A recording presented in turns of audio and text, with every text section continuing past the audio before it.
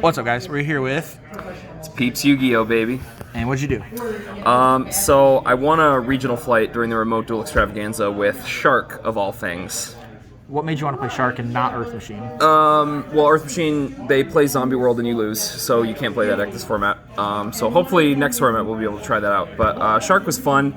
I went to Nats and played Marincess in side events, and Marincess is really good, don't get me wrong, but it just can't, like, break boards, and I wanted to try a deck that had the capacity to break boards in some way. And it was really funny. I didn't even know the remote duel extravaganza was happening. Somebody hit me up on Discord and asked me if I, like, wanted the mat or something, if they won it, and I was like, what mat? And they was like, go for the extravaganza. And I was like, that's happening right now?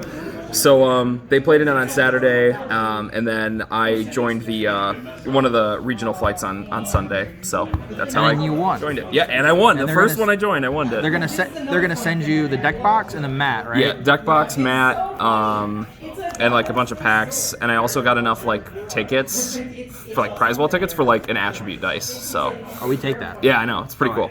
So yeah, let's just get in the list. Okay, cool. So start off. Obviously, the best card in the deck is 3 Buzzsaw. Yeah, I don't really need it. I don't know if you need to know much about it. But Summons level 4. Yeah. It's level 4 for the deck. It's the best one card. You're right, sure. Then we play 3 of this card. This card's awful. This is the worst card in the deck, even though it's a 1 card that like you summon it and it gets you into Buzzsaw. This card's actually terrible. Basically, the reason why it's terrible is because a lot of cards in your deck need you to have a level 4 on board, or like a water on board. So what happens is you normal this, you banish it for cost because it's a non-summon effect, and then you have no waters on board, so you just get ashed, and then you can't play the rest of your deck, so you lose.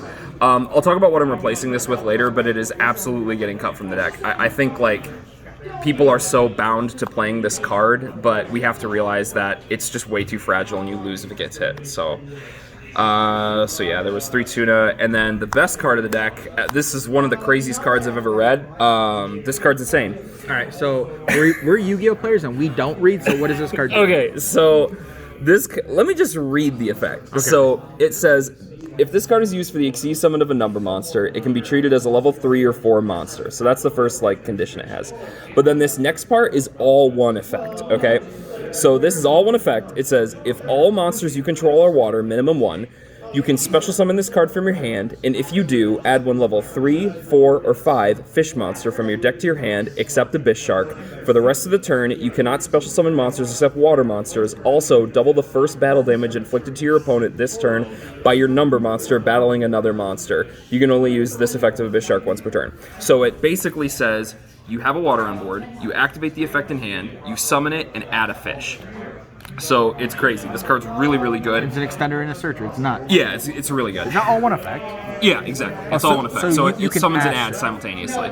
You can ash the effect in hand for sure. Yeah, okay. I was like, wait, am I wrong? Yeah, and a lot of people just don't like know that. So I don't know, but so yeah, if you're playing against this deck, learn that. But we're going into Pope format, so I don't think anybody's gonna have to play against this deck anymore. But next up, a lot of the time you search this with the Abyss Shark is 3 Silent Angler.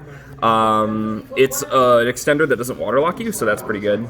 And then arguably one of the best extenders in the deck is 3 Tenyi Spirit Shithana. It starts your turn off by putting a water on board, so the crazy thing you can do is you can go like activate Shithana, summon it, and then activate Abyss Shark, summon Search Buzzsaw, normal Buzzsaw, use Buzzsaw effect.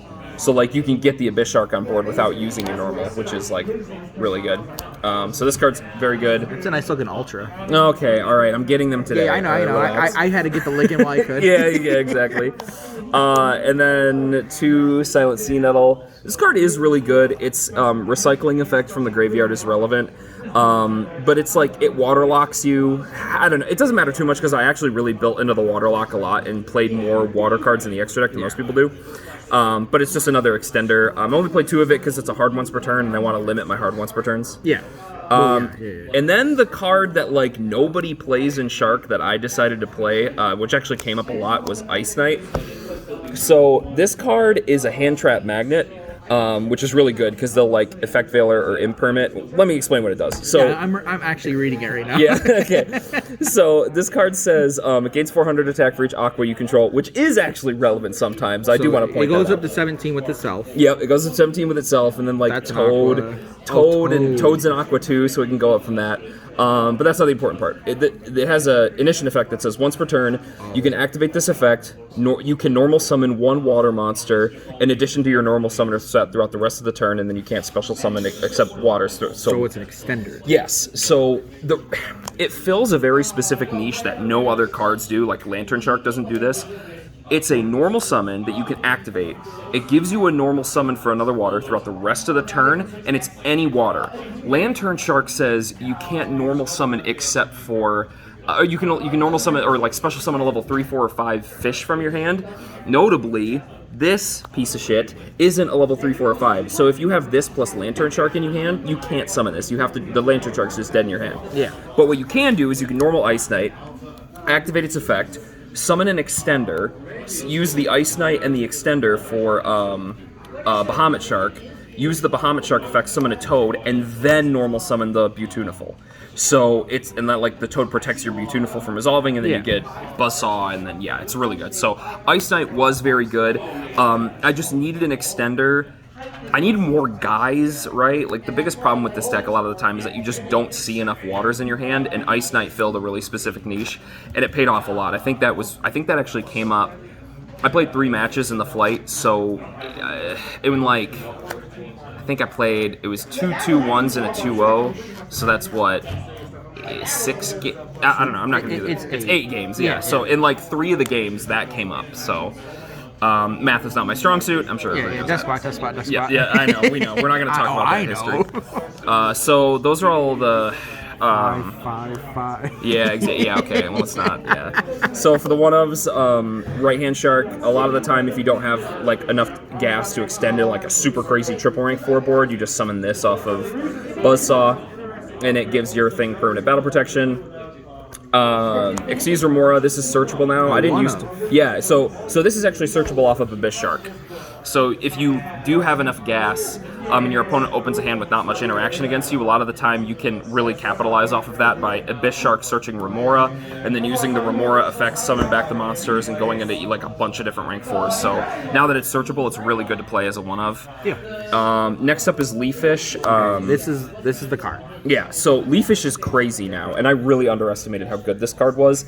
And full disclosure, I'm cutting Butuniful 4 copies of Leafish because for the draw effect, right? No, entirely the draw effect. No, it's not the draw effect anymore. So don't guys. Leafish, when it's normal or special, you can send a fish monster from your deck to the grave, which now can be this new card. Another crazy card. So yes, it has the banish to shuffle back fishes and draw, but you can go normal or special, or start your turn by normaling Leafish, and you can send Crystal, and then Crystal Shark's effect is it has the same thing as Abyss Shark, where it can modulate itself to a level 3 or 4 if it's being used for a number Xyz. But if it's in your hand or grave, you can target a water monster you control, have its attack, summon it, and then it gets banished if it leaves the field, but that doesn't matter. So you can just go normal lifeless Leafish, send Crystal Shark effect, target Leafish, summon, and then make Kraken. It's a 1-card Kraken. Yeah. So I'm going to play more copies of Leafish instead of the Tuna now, just to see how that goes, because wow, Tuna was awful. But we'll see. It fulfills the same need. It's a 1-card combo, but it's less risky. So it makes sense. The thing is, it's a 1-card combo, and like, yes, this has more points of interaction where it can get like Impermed or Veilered, whereas Tuna can't really get Impermed or Veilered, but it sticks itself on board too, right? So the problem with Tuna, the biggest issue with Tuna, is that Tuna leaves the field and gets the water off the board. Leafish, if it gets like Ashed or Veilered or something, you at least still have a water on board that you can use like Abyss Shark or Sea Nettle, something like that with. So I'm going to try it out, but yeah. The fact that it's a level 4 and it stays, I think is just big. Because like you play so many extenders, you can just bam, make a play. So it makes sense. Yeah, for sure.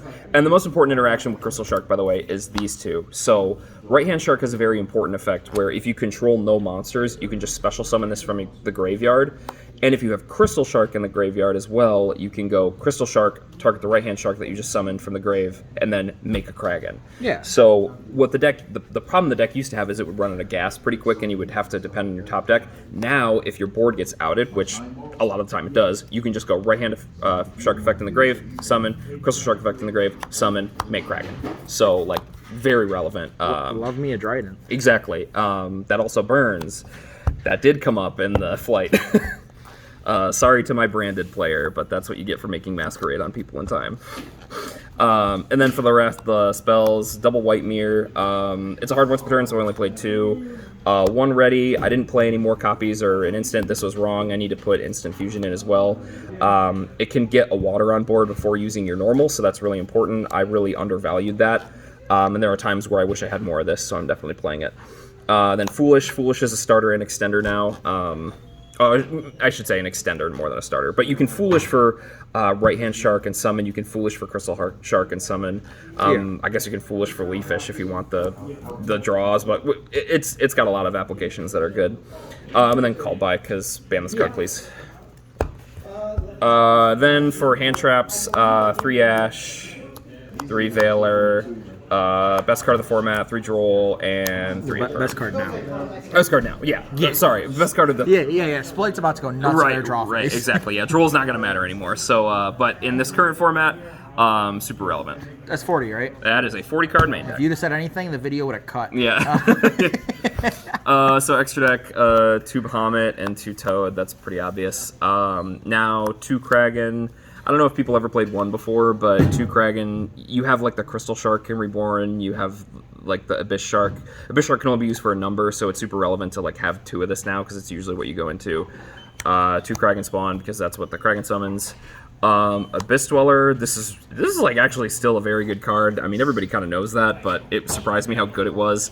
I had a good enough hand where I had like Bahamut plus Kragan plus Dweller. So I made that against Branded in the last round in Game 3, and he was like, whoa, I can't beat that. So I was super happy to have that. And the boost is super relevant, I too. noticed this is an Ultra. There's an Ulti in the case.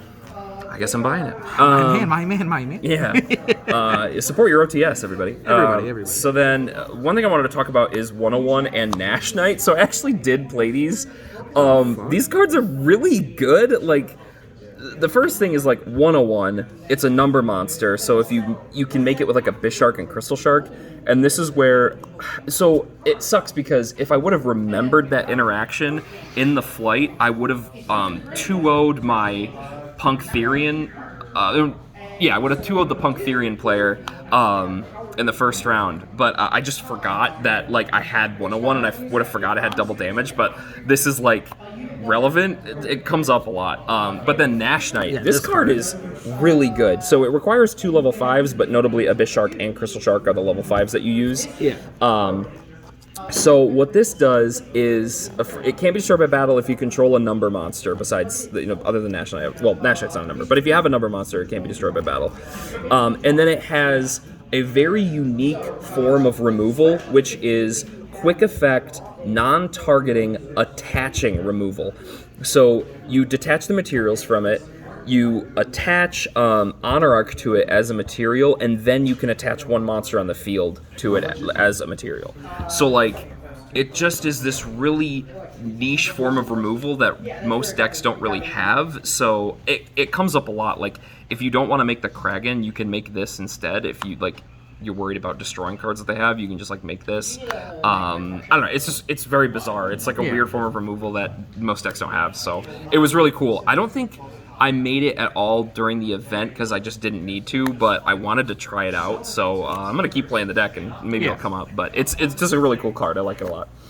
And then I played Chakanine, Borbo, Oh, you and actually Zeus. played this? I did play this, yeah. Okay. So there's not too many things that waterlock you, and you just need a really good going second plan. Basically, you're like a Toad Trident deck going first, and you're a Zeus deck going second. You're just playing Zodiac. True! Wait. Where's your Broad Bull? Where's the Broad Bull? Oh, no. Wait, Well, that's Crystal. He's on the ban list forever. No. Your Broad Bull's Abyss Shark. True! Yeah, wait, you're just playing Zodiac. That's all this is. Yeah, and then one refresh, obviously.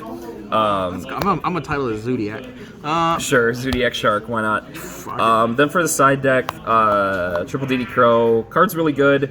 I know Collective Consciousness of the format, people kind of like moved away from this card, but Adventure Synchro can literally just resolve 1 Hulk, and that gets them to Scythe. So the DD Crow is like, it can stop the Scythe, which is what hurts this deck if you're going second. So I just needed something that I could play, that if I opened it, it was good, and if I drew into it off the 6th card, it could theoretically be good to stop the Scythe. which is, unfortunately, I didn't draw it, so I still lost to the Adventure Synchro person in game 2, but, you know, it happens. Then I played 3 Collector. Sword Soul's a really hard matchup for this deck, so I wanted to max out on it. And then 2 Nibiru. Really cool thing that this deck can do is if you Nibiru them and give them a huge token and then make Kragan will still burn for like a ton of damage on the token because Kragan counts the attack that the monster had on the field. Yeah. So that comes up a lot. So I still wanted to play it. I just didn't want to max on it because I just didn't have the room. I played 2 Lightning Storm and Duster. This deck really struggles against back row. Oh, and Reboot. I should probably put that down there too. This deck really struggles against back row, so I wanted to make sure I was playing a lot of stuff for it. Arguably, I should have played more, but I wanted to fit in the Nibirus. Yeah. And then the last card is 3 Anti-Spell. Notably, a card that you don't see anywhere in this list is Gozen Match. Gozen Match is really good. Obviously the Kragan Waterlock is funny, but it doesn't solve the problem that the deck has. Like, if I'm going first and I have Kragan Gozen, I would feel much more safer with Kragan Anti-Spell or like a big board with Anti-Spell instead of Gozen. Yeah. Because a huge thing that this deck loses to is Dark Ruler no more. Like, if I have Toad Kragan and I get Dark Ruler, then it's, well, crap, you know? So Anti-Spell really stops that, and it's just one of the best floodgates of the format in general. So I felt safer playing this, and it actually did come up. The Punkthyrian player had a Dark Ruler and a Lightning Storm in their hand that they couldn't activate because I opened Anti-Spell when I went first against them. So I do have a question about your extra deck. Sure. You didn't play F-Zero. I did not play F-Zero. Okay, is it a room thing, or was it not good, or did it just not come up? Did you waterlock yourself too much? What was the reason? I was playing more cards that got me into the Waterlock, which is one reason why I opted for the Nash Knight stuff. But also, a lot of the time, like, if I have double Bahamut, double Toad, I'd rather just, like, one of the Bahamuts probably has battle protection from the right-hand shark. So it's, like, pretty threatening to have a Bahamut at the start of my next turn that's just going to summon a Toad right at the start. Yeah. So I felt like the threat of keeping the Bahamuts on board was just more valuable than having an extra monster negate, right? And I had so many hand traps and non-engine anyway, I never ended on a board where I was like, dang, I wish I had the third negate, right? Yeah, Like, it just fair. didn't come up. I guess, like, I've alluded to it, but my matchups were Punkthyrian, Adventure Synchro, and Branded. That was my regional flight. So yeah. Any shout-outs? Yeah, shout out to MBT. He said this deck sucks. I was in the same the first regional fight with him. He lost his first round, and I swept the first regional fight, and he had to play 2 more before he finally won his. So, get dunked on. Shark's the best deck. Suck it. Yeah, suck it. Right. Thanks for the mat, idiot. Thanks for paying for it. Yeah. All right, I take it that's it? That's it, yeah. Just screw MBT. Yeah, screw MBT. Yeah. All right, I'll talk to and you shout later. outs to Dirty and the Boy, you and the boys. Yeah. Caw-caw. Yeah. All right, I'll talk to you later. See ya.